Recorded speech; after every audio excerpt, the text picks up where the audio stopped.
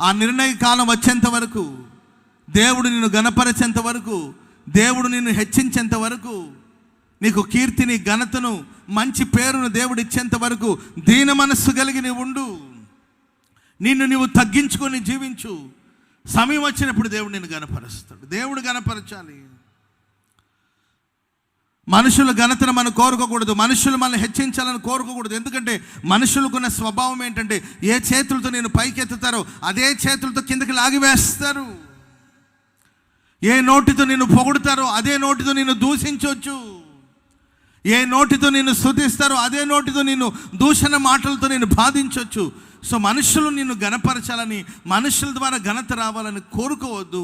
నువ్వు తగ్గించుకొని, సాధ్యమైనంత వరకు తగ్గించుకొని ఉండడానికి అలవాటు చేసుకోండి.